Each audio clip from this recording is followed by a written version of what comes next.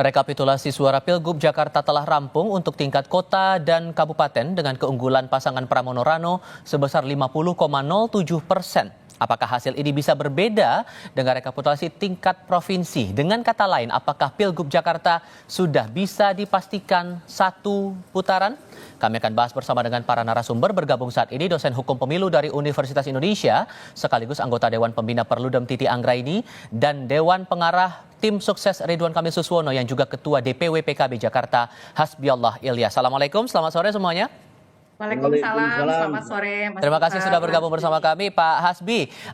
Hasil untuk tingkat kabupaten kota, hasil rekap dari kabupaten kota 50,07% untuk pasangan Pramono Rano. Apakah dari tim Rido masih meyakini bahwa hasil rekap kabupaten kota bakal berbeda dengan hasil rekap di tingkat provinsi? Begini Mas, terima kasih. Kita lihat saja hasil pemilu ini menurut saya, kita harus mengikuti tahapan-tahapan pemilu. Yang pertama sudah di kabupaten kota, tapi kan masih ada tahapan nanti di provinsi dan juga ada tahapan-tahapan belum selesai menurut saya. Karena satu kita melaporkan ke DKPP, yang kedua mungkin juga tim hukum kami dari pihak Ridho sedang membahas bisa nanti kita akan lapor ke MK, kemungkinan besar seperti itu. Jadi kita selalu nyantai, kita ikuti tahapan pemilu sampai selesai, sampai pemilu sampai diumumkan oleh KPUD. Tapi setidaknya sampai dengan sekarang keyakinan tim Rido berarti masih akan ada kemungkinan buat 2 putaran di Pilgub Jakarta ya? Oh iya, kita masih meyakini akan 2 putaran karena tahapannya belum selesai. Dan kita nanti akan sudah diadukan ke DKPP. Hari ini misalnya kita mengadukan ke Bawaslu. Kita juga nanti akan kemungkinan besar kita akan ke MK. Dengan Jadi laporan yang kurang lebih sama juga Pak dengan masih laporan yang terakhir ke DKPP itu? menurut saya. Jadi belum bisa disimpulkan bahwa pemilu dengan perhitungan di kecamatan, di kabupaten kota sudah selesai, pemenangnya pasangan urut nomor 03 belum. Kita lihat contoh misalnya pada waktu Pilpres kemarin, kita lihat itu tahapan di akhirnya kan setelah KPU mengumumkan. Kalau sudah KPU mengumumkan, KPUD DKI sudah mengumumkan, baru situ dikatakan siapa yang menang kan seperti itu. Selesai tahapan. Oke. Tahapan selesai. Saya mau konfirmasi soal laporan. Ini kan rencananya mau lapor ke MK ini, tapi masih akan membaca lagi dinamika sampai ke tingkat provinsi ya Pak ya. Apakah rencana laporan ke MK itu sama warnanya dengan laporan yang dibuat tim Rido ke DKPP? Oh ya beda dong, jelas beda. Laporan kita ke Bawaslu, laporan kita ke DKPP, dan laporan kita ke MK beda. Nanti kita tim hukum dari pasangan Ridho ini sedang mengkaji.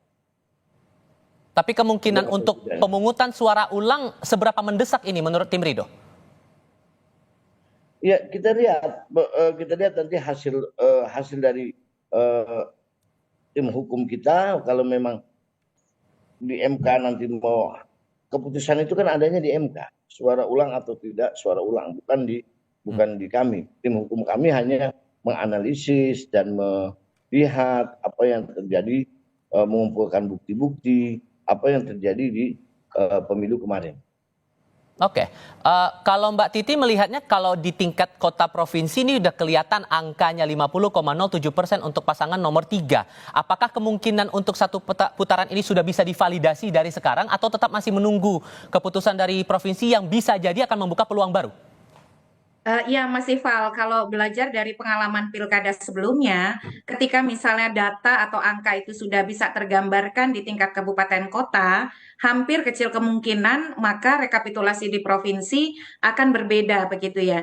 Jadi kalau sampai ada perbedaan di tingkat provinsi, itu betul-betul ada kondisi hukum yang sangat luar biasa dan terstruktur sistematis istilahnya begitu ya. Apalagi kan rekapitulasi di kabupaten kota dilakukan secara terbuka dan akuntabel, bisa diikuti oleh semua pihak dan kontrol pun bisa dilakukan oleh semua yang menyaksikan. Jadi kalau ada perubahan di provinsi, misalnya ada perubahan angka yang signifikan mengubah misal ya, menjadi kurang dari 50% dan seterusnya, itu bisa mengindikasikan sebuah peristiwa hukum yang sangat luar biasa. Dan kecil kemungkinan akan terjadi, apalagi untuk level Jakarta yang seperti akuarium lah, proses rekapitulasinya diamati oleh semua pihak. Tapi kalau Tapi kemudian, sorry saya potong di perubahan, situ Mbak, ya, karena begini, ada permintaan dari tim Rido kepada DKPP dan juga sebelumnya, jauh sebelum dilaporkan ke DKPP, ada permintaan dari tim Rido agar ada pemungutan suara ulang atau PSU. Sesungguhnya PSU itu bisa terjadi kalau apa Mbak? ya, PSU itu sudah diatur ya, apa saja kondisi yang bisa menyebabkan terjadi. Di dalam Undang-Undang Pilkada kita dan juga di dalam Peraturan KPU nomor 17 tahun 2024, PSU bisa terjadi kalau terjadi bencana alam atau rekomendasi Bawaslu. Rekomendasi Bawaslu kalau apa? Pertama, kalau KPPS membuka kotak suara tidak sesuai prosedur. Yang kedua, ada surat suara yang dirusak. Yang ketiga, KPPS menandai surat suara. Yang keempat, ada lebih dari satu pemilih menggunakan suaranya lebih dari satu kali. Nah, itu kan peristiwa-peristiwa yang terjadi pada saat pemungutan suara begitu ya. Dan ketika itu misalnya tidak ada rekomendasi dalam durasi yang dekat, maka tentu saja lagi-lagi kecil kemungkinan akan ada perintah pemungutan suara ulang. Apalagi ketika kita baca aturan pemungutan suara ulang itu harus dilakukan maksimal 10 hari setelah pelaksanaan pemungutan suara ulang, pemungutan suara pada 27 November yang lalu. Jadi karena dia ada durasi maksimal, ya tidak serta-merta bisa dilakukan. Nah, proses di DKPP itu waktunya lama. Pertama harus dilakukan verifikasi keterpenuhan persyaratan formil. Yang kedua, materialnya itu juga harus sesuai. Jadi tidak serta-merta nih Mas Ival bisa langsung sidang dan mendapatkan putusan. Pengalaman saya ya, antara kita mengajukan laporan sampai dengan kita bisa sidang, itu durasinya paling cepat itu 2 bulan. Mungkin saja DKPP memprioritaskan laporan, tapi ingat di DKPP itu adalah persoalan etika, Baik. bukan persoalan yang berkaitan dengan administrasi. Tahan di Nah, situ Mbak, saya harus konfirmasi ke Pak Hasbi. Pak Hasbi, bukti apa sesungguhnya yang membuat tim Rido merasa yakin bahwa PSU harus dilakukan di Pilgub Jakarta ini? Ya, memang kita melihat ini tim hukum yang memahami ya secara detail. Kita memang melihat ada beberapa yang ada indikasi unsur kecurangan, unsur kalau misalnya pemilihnya itu sedikit, itu kita tidak begitu mempersoalkan, itu urusan KPUD. Nah, ada beberapa hal yang ada kejanggalan di tim Rido. Seperti itu. Itu yang nanti tim hukum yang akan membahas. Tadi kalau kata Mbak Titi, ya, kemungkinan untuk DKPP bisa menyelesaikan aduan dari teman-teman ini bakal lama. Apakah tidak akan khawatir begitu dengan proses administrasi yang bakal panjang untuk satu laporan dari teman-teman begitu? Kita menghormati, saya menghormati, partai saya juga menghormati proses yang ada, silahkan diproses. Andai kata nanti DKPP memutuskan A yang tidak, andai kata tidak sesuai dengan keinginan kami ikuti. Begitu juga dengan MK. Tapi proses pilkada ini terus kita lalui. Itu nanti proses hukumnya kita lalui di DKPP, di MK. Seluruh proses tahapan-tahapan pilkada kita akan lalui semua. Upaya. Kita akan selalu mengupayakan sampai di secara terakhir. Kalau kemudian, anggaplah kalau itu dikabulkan permintaan PSU teman-teman ini akan tentu bakal memakan banyak waktu lagi begitu untuk proses dari pemilihan nanti akan menuju ke proses menuju pencoblosan. Kalau kemungkinan muncul putaran kedua akan memakan waktu lagi, apakah itu tidak akan membuang banyak waktu, Pak Hasbi? Tidak, selama itu tidak melanggar dari aturan hukum, dari aturan yang ada, tidak ada masalah. Yang kita permasalahkan kalau melanggar aturan hukum. Selama berjalan di koridor hukum, nggak ada masalah. Kita patuh hukum, kita ikuti. Andai kata nanti prosesnya menang, ya alhamdulillah. Andai kata kalah, kita akan menerima apa putusan dari KPU, putusan tahapan-tahapan pemilu ini. Yang penting kita melalui seluruh tahapan pemilu. Membaca alasan yang ada saat ini Mbak Titi dari tim Rido atas perjalanan Pilkada Jakarta dan akan ada rencana melaporkan ke MK. Seandainya alasan itu dipakai untuk dilaporkan ke MK, apakah ini bakal diterima menurut Anda? Ya, ada pertimbangan-pertimbangan yang memang itu nanti hakim yang akan memutuskan. Tapi kita bicara dari aturan saja ya, Mas Ival. Jadi pasal 158 itu mengatur bahwa perselisihan hasil itu ada ambang batas selisihnya. Saya sebenarnya tidak terlalu sepakat dengan ambang batas selisih ini, tapi ini masih diberlakukan di Mahkamah Konstitusi. Jadi ambang batas selisih antara yang memperoleh suara terbanyak dengan yang mengajukan permohonan di MK. Kalau populasi di provinsi antara 6 sampai 12 juta, itu ambang batas selisih perolehan suaranya adalah maksimal 1%. Nah, kalau di Jakarta ini kan melampaui 1%. Apakah ambang batas selisih bisa disimpangi oleh Mahkamah Konstitusi? Selama ini bisa, sepanjang memang ada pelanggaran yang terstruktur, sistematis, dan masif. Terstruktur itu apa? Artinya pelanggaran yang melibatkan penyelenggara negara, aparatur penyelenggara pemilu, itu menjadi bagian dari kecurangan tersebut. Sistematis artinya apa? Dia betul-betul direncanakan secara matang dan memang dipersiapkan sedemikian rupa untuk melakukan kecurangan. Lalu masif, masif itu dampaknya di mayoritas daerah yang menyelenggarakan pilkada. Jadi memang tantangan tim Ridho ini akan sangat besar. Karena pertama selisihnya cukup besar antara Pramrano dan juga Ridho. Yang kedua adalah bagaimana membuktikan bahwa hasil itu didapatkan dari sebuah proses yang Hmm. mengalami kecurangan terstruktur, sistematis, dan masif tadi. Mhm. Tapi secara keseluruhan saya ingin mengatakan begini, Mas Ival.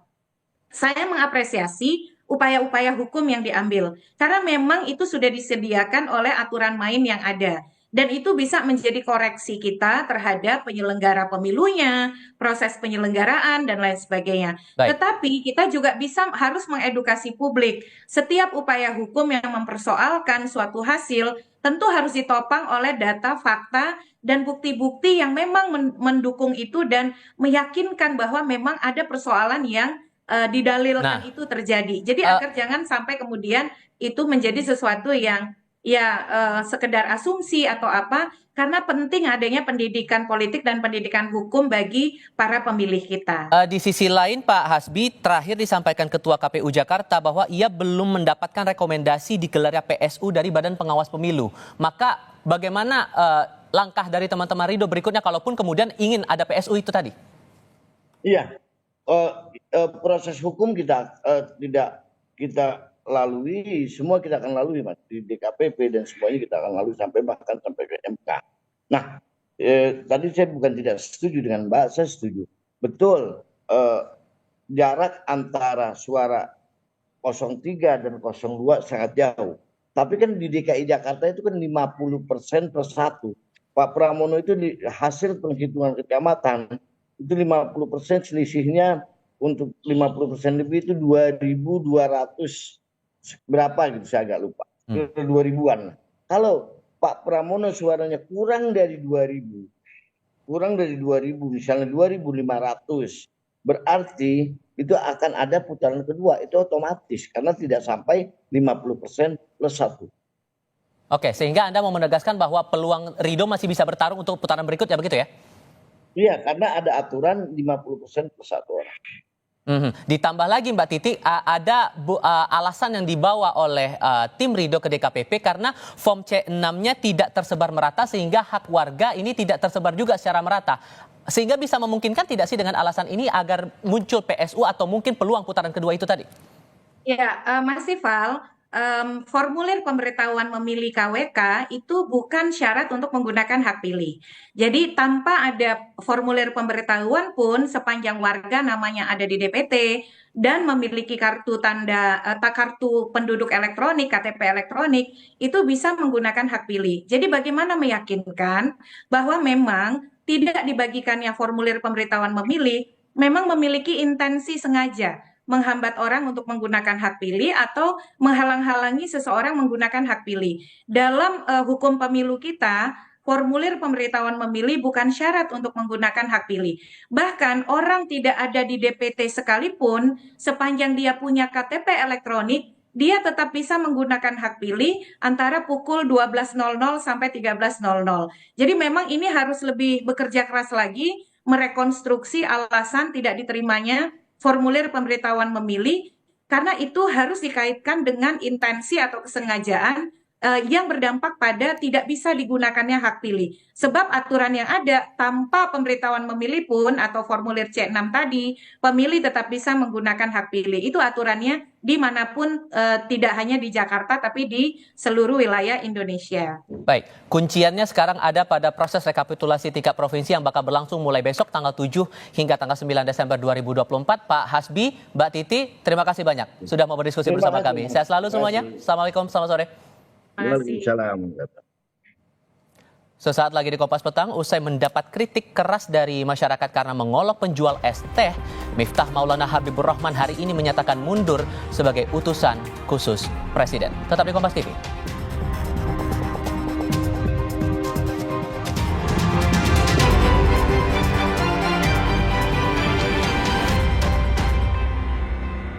Hidup ini seperti teka-teki, tapi disitulah kita tidak boleh berhenti. Hadapi dengan persiapan dan proteksi, lengkapi langkah optimismu, dan sambut hidup yang pasti jadi lebih. Suatu hari, sekeluarga nonton TV, tiba-tiba tembok rembes, plafon netes. Nippon Elastex 3-in-1 siap beresin dengan teknologi Hydroplex. Pasti beres pakai Nippon Elastex. Aku punya Roma kelapa krim. Baru ya? Emang tahu cara makannya? Buka biskuit kelapanya, serok krimnya, lumer kayak es krim. Makan apa sih? Seru banget. Roma kelapa krim, gurih biskuitnya, lumer krimnya. Lapar. Makan apa nih? Spaghetti yuk! Duh, ribet ke resto. Mahal lagi! Baru! Wow Spaghetti! Selezat resto! 3 menit jadi! Rebus spaghettinya, tuang bumbunya, taburin toppingnya. Tada! Wow, ala resto.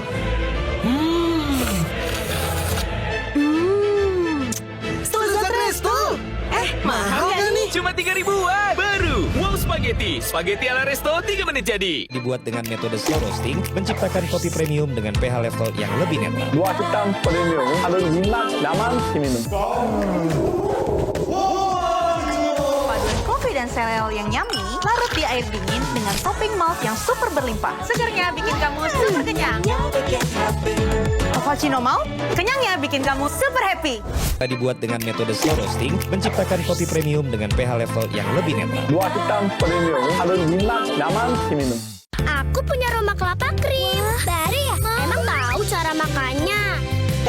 Buka biskuit kelapanya, serok krimnya, lumer kayak es krim. Makan apa sih? Seru banget. Roma kelapa krim, gurih biskuitnya, lumer krimnya. Kita memasuki adu penalti. Di saat penting, kita perlu yang terbaik. Aqua 100% murni, alirkan kebaikan alami, dukung 100% performa. Aqua 100% murni, pilihan timnas Indonesia. Cookies Arden yang baru, renyah di luar, lumer di dalam. Ya, tinggal satu. Terbayang cookies Arden ingin ku coba. Cookies Arden, renyah di luar, lumer di dalam. Baru Indomie Korean Ramyeon Series Spicy Ramyeon Geroje Fiery Chicken. 너무 맛있어. 인도미 셀레라크. Cookies Arden yang baru, renyah di luar, lumer di dalam. Ya, tinggal satu. Terbayang cookies Arden ingin ku coba. Cookies Arden, renyah di luar, lumer di dalam.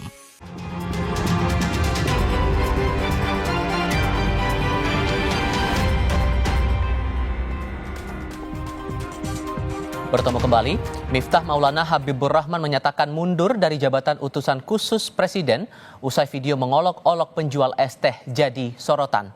Pernyataan pengunduran diri disampaikan Miftah di Sleman, Yogyakarta. Ia mengaku tidak ada paksaan dari siapapun dalam memutuskan pengunduran diri.